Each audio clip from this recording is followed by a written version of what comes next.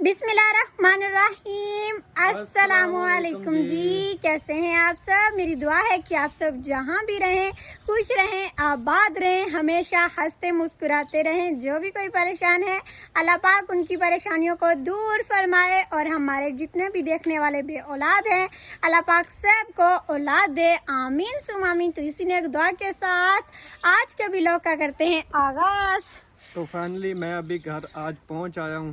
तो घर आया हूं तो देखा है तो ये हमारा जो किकर है ये इन्होंने उखेड़ दिया है। जब मैं गया था तो ये सही सलामत था, अब भाई आया हूं तो ये सारी चीज़ें बिखरी हुई हैं। मुझे लग रहा है ये हमारा घर है ही नहीं। हमारा घर ही है भाई, लेकिन ये जो कीकर है ना इसने हमें बहुत ज़्यादा तंग किया है। आप तो 2 दिन से घर थे नहीं, हम इसको काट काट के थक गए, लेकिन फिर भी ये नहीं कटा। तो फिर कल जो है ना हम 3 ट्रैक्टर लेकर आए थे। पहले एक ट्रैक्टर लेकर आए, उससे भी नहीं निकला, फिर दूसरा लेकर आए, उससे भी नहीं निकला, तीसरा लेकर आए हैं तो फिर जाकर ये कुछ हिला है अपनी जगह से, क्योंकि ये ट्रैक्टर का ही काम है जिसने ये निकाला है, वरना ये जो बंदों का काम नहीं है। बंदे भी साथ में लगे रहे, बंदों की भी भाई हिम्मत है। जिस वक्त ट्रैक्टर लगा हुआ था ना, जो भाई था एक हमने बुलाया था काटने के लिए, वो अंदर ही खड़ा रहा, वो साथ साथ जड़ें काटता रहे और ट्रैक्टर से जोर लगाते रहे। इधर ट्रैक्टर किया था तो यहाँ से सारी जगह भी खराब हो गई थी। इसीलिए मुनीर भाई कह रहे हैं कि मुझे तो लग ही नहीं रहा था ये हमारा घर है। अभी कुछ जाके थोड़ी सी सेटिंग की है, लेकिन अभी भी देखिए वो ईंटें की ऐसी हुई पड़ी हैं, वो ट्रैक्टर की वजह से ही हुई है। ट्रैक्टर इधर से तो आ गया था, ये हमारी सारी रेत भी खराब हो गई थी। ये हम सीमेंट बनाते थे, लेकिन अभी मुनीर भाई इसको सेट कर रहे हैं। और मैंने कहा कि आप सबको दिखाएं कि हमारा कीकर बेचारा अब जा रहा है हमेशा हमेशा के लिए अलविदा इसको करने लगे हमेशा हमेशा के लिए। और ये हमारा ये बहुत काम आने वाला है। बहुत ही पुराना है ये कीकर, सालों का पुराना है। तो मेरे संभाले से तो पहले का ही है, मुनीर भाई के भी पहले का है, क्योंकि जब तायाबू बताते हैं तायाबू छोटे से थे जब उन्होंने ये कीकर खुद अपने हाथों से लगाया था, लेकिन अब मजबूरी के तौर पर हमने काटा। और वैसे भी अब इसके ना कांटे बहुत ज्यादा बन गए थे, ये बेचारा बूढ़ा हो गया था, तो हमने कहा इधर कीकर लगाया था ना तो तब मैं 10-12 साल का था। नहीं जी, नहीं जी, तेरे तो पैदाइश ही नहीं आई ऐसे ना करो। 10-12 साल का था, अब उस वक्त छोटे से थे, तो आप कहाँ से आ गए थे। तो इसीलिए हमने कहा इसको काट के ना इसके ये कांटे भी खत्म हो जाएंगे। इधर हम नए लगा लेंगे दरख्त छोटे छोटे, वो भी दरख्त ठीक होते हैं। और आप सभी कह रहे थे कि ज़्यादा ज़्यादा दरख्त लगाएं, काटे ना, लेकिन ये मजबूरी थी क्योंकि इधर हमने बनाना था वो टोके वाला कमरा, तो साथ में ये आ जाता और फिर ज़्यादा मिट्टी के अंदर चला जाता। तो हमने कहा इसको काट देते हैं, इधर नए दरख्त लगा लेंगे। और अभी आप सबको चलकर दिखाते हैं कि इसका खड्डा कितना गहरा है। ये कांटे इतने ज़्यादा पड़े हुए हैं और आसपास सारी मिट्टी ही मिट्टी हुई पड़ी है। और ये भी रास्ते में कांटे, इनको पीछे हटा के फिर हम आगे चलते हैं। और ये साथ में हमारा गेस्ट रूम, ये देखें इसका खड्डा कितना ज़्यादा गहरा है, इसको तो देख के ही बंदे का दिल हिल जाता है। और दरख्त कितना बड़ा है, ये जो यहाँ से नज़र आ रहा ना इसका जड़ सी यहाँ तक ये ऊपर था, बाकी ये सारा नीचे था। इसको निकाल के सारा बाहर किया है। कुछ भाई तो हमें कह रहे थे कि इसको ऊपर से ही काट ले, लेकिन हमने नहीं कहा। हमने कहा नहीं, क्योंकि साथ में दीवार भी बननी थी और ये आधा जो है ना ये तो हमारा अंदर ही रह जाता, फिर हमें क्या फ़ायदा आता इस लकड़ के निकालने का। इसकी अब पूरी 2-4 पाइयाँ बनेगी। ये जो नीचे ज़मीन के अंदर था ना उसकी, ये इतना ज़्यादा खड्डा गहरा है, आगे ना जाओ गिर जाओगे। ये जो जमीन के अंदर था ना तकरीबन 7 से 8 फुट जमीन के अंदर था। जो इसका हमने खड्डा इसलिए बनाया कि नीचे वाले जो लकड़ है हमारे काम आ जाए। हाँ जी बिल्कुल, और दीवार आनी थी ना साथ में, ऊपर मिट्टी भी डाल देते हैं फिर भी वो महसूस होता है कि नीचे कोई चीज़ है। तो हमने कहा इसको सारा ही निकालते हैं जड़ से। इतने ज़्यादा दिन हमें लगे, इसी वजह से मिस्त्री भी नहीं आ रहा। तो आज इसको सारा काट के आधे आधे इसके पीस बना के ये ऊपर से कांटे उतार के इसको हमने रख लेना है। और जब सारे काम से फारिग हो जाएंगे घर वाले काम से, तो फिर हम इसका कुछ करेंगे, 4 पाइयाँ बनवाएंगे।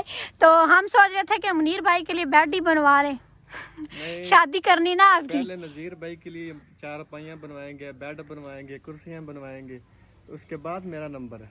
हाँ जी, ये जो लेते हैं ना हम जहेज, बेड, कुर्सियाँ, वो भी लकड़ से ही बनती हैं, लेकिन ये जो घर की लकड़ होती है ये ज़्यादा मजबूत होती है। इसकी हम बनवाएंगे ना तो वो फिर कभी नहीं ख़राब होंगी। ये नज़ीर भाई के नाम है कि करपूरा। चलो, उनको कहा तो वो कहेंगे मुनीर भाई के नाम है। चलो भाई, देखेंगे अब क्या होता है क्या नहीं होता। और ये दरख्त अब नीचे हो गए ना तो इसकी छांव भी बड़ी ज़्यादा आ गई है नीचे करके। ये इधर बैठना भी एक खतरे वाला काम है, लेकिन फिर भी हमारी हिम्मत देखे हम इधर बैठे हुए हैं चारपाई डालकर। मजबूरी ना बाना ही पमदा है। अल्लाह वारे से ਜਦੋਂ ਕਿੱਕਰ ਫਟੀਮਣ ਲੱਗਾ ਹੈ ਨਾ ਤਾਂ ਮੈਂ ਤਾਂ ਅੱਲਾ ਅੱਲਾ ਕਰਦੀ ਰਹੀ ਹਾਂ, ਦੁਆ ਹੀ ਮੰਗਦੀ ਰਹੀ ਹਾਂ। ਅੱਲਾ ਪਾਕ ਬੰਦਿਆਂ ਨੂੰ ਤੰਦਰੁਸਤੀ ਵੀ ਦੇਵੇ, ਸਾਡੀ ਹਰ ਸ਼ੈ ਵੀ ਬਚ ਜਾਵੇ। ਥੱਲੇ ਟੋਕਾ ਵੀ ਆ ਮਸ਼ੀਨ ਵਾਲਾ, ਥੱਲੇ ਕੀ ਸੱਦਣ ਨਾਲ ਦੀਵਾਰ ਵੀ ਹੈ ਮਾਲ ਵਾਲੀ, ਤੇ ਨਾਲ ਕੀ ਸੱਦਣ ਨਾ ਬਿਜਲੀ ਵਾਲੀਆਂ 2 ਤਾਰਾਂ ਨੇ, ਇੱਕ ਤਾਰ ਟੁੱਟ ਗਈ। ਤੇ अल्लाह खैर करे, बंदे बच गए तो चीज़ां ता फिर भी बन जासे। हाँ जी बिल्कुल। और मुनीर भाई आप नहीं थे ना तो अम्मी जी इतना ज़्यादा परेशान हो गई थी। तो फातिमा ने क्या डिजाइन बनाया? ये फातिमा अभी अभी नहा के आई है, कंघी नहीं की, तेल लगा के। ये पोनी किसने लगाई है? अच्छा सही, मामू ने लगाई है। सही है, थोड़ी देर तक कर लेते हैं कंघी। फातिमा को बड़ा शौक आता है, ये कहती मुझे ना खुद करने दे। अभी ये खुद करके आई है और कैसे डिजाइन बनाए हुए हैं ये देखो। अच्छा, सारा जीन बना हुआ है। ये भाई न्यू डिजाइन है, आप लोगों का है, नया निकाला है। और अभी नज़ीर भाई गए हुए किसी काम से शहर, वो जो छत का सामान सारा लेना था वो आज लेकर आ जाते हैं। तो फिर सुबह से इंशाल्लाह मिस्त्री आ जाएगा, सारा काम अपना ख़त्म करते हैं। और अभी वो भाई भी आने वाला है जिसने दरख्त काटना। क्या हुआ था? अम्मी जी इतनी ज़्यादा परेशान हो गई थी ना भाई, मुझसे तो काबू ही नहीं आई। मैंने कहा अभी अम्मी जी को कुछ होगा, शुक्र है कि बस बेहोश नहीं हुई, बाकी बीपी तो इतना ज़्यादा हाई हो गया था ना। बाद में मेडिसिन ली है, उसके बाद सही हुई है। मैं कौन सा अभी छोटा हूँ, इतना बड़ा हो गया हूँ, अकेला जा सकता हूँ अभी। नहीं, फिर भी माँ को तो परेशानी होती है ना। मावां नूं तो परेशानी पुत्र हुंदी है ना। मैं आख्या कल्ला जांदा पे इन्ने सफर ते अल्लाह खैरी सलामती लाए आवे ते, लेकिन हर मावां दे बच्चियां नूं अल्लाह पाक सुख देवे ते किसे दे सिदक नाल, किसे दी दुआ दे नाल अल्लाह मेरे बच्चियां नूं ही सुख देवे। आप तो हमारा कह रहे हैं ना, जो फातिमा छोटी सी है वो भी कह रही थी आपी मामू कब आएगा, मामू कब आएगा, मामू किधर गया है, बार बार पूछ रही थी आपका। अच्छा, हाँ, शादी बताएं, शादी कैसी मैं गुजरी? 2 दिन नहीं रहा उधर, सिर्फ एक रात उधर रहा हूँ और दूसरे दिन वापस आ गया। दूसरी रात वापस आ गए थे। रात को उधर से शादी से तो आ गए थे, लेकिन रास्ते में फूफो का घर था, उधर फिर रुक गए थे क्योंकि फिर आगे था जंगल, रात हो गई थी। तो हमने कहा आप उधर ही आज रुक जाएं, सुबह सुबह आज फिर घर वापस आ गए। और शादी कैसी गुजरी वो तो बताएं। बहुत अच्छी थी। अच्छा, पारो रानी ने कब आना है? वो तो अभी तक नहीं आई। वो मेरे ख्याल से आज सुबह को मैंने उनको कॉल की थी, वो आज आ रहे हैं। सही है। कल फिर शाम हो गई थी ना, ये भाई मुनीर और भी सारे कजन थे, भाई थे, ये तो आगे मोटरसाइकिलों पर, लेकिन उन्होंने आना था बस में क्योंकि पारो रानी छोटी सी है, मोटरसाइकिल पे इतनी ज़्यादा गर्मी लगती है, वो तो आ नहीं सकती थी। तो उन्होंने कहा हम जो है ना सुबह इंशाल्लाह आ जाएंगे। शादी तो कल सारी ख़त्म हो गई है, आज वो बर्तन शर्तन सारे समेट के आएंगे, लगता है शापर चौक के उस। हाँ जी, वो शापर सारे उठा के ना एक जगह पे इकट्ठे करके फिर ही आएंगे वापस। चलो भैया, अब हम अपना काम करें, वो भी आ जाएंगे। आज उनका बड़ा इंतजार हो रहा है। और कोई चीज हो ना हो, गर्मी बहुत ज्यादा थी, नए कपड़े पहने हुए थे, नए कपड़े भी सारे वो पसीने से सारे भीग चुके थे।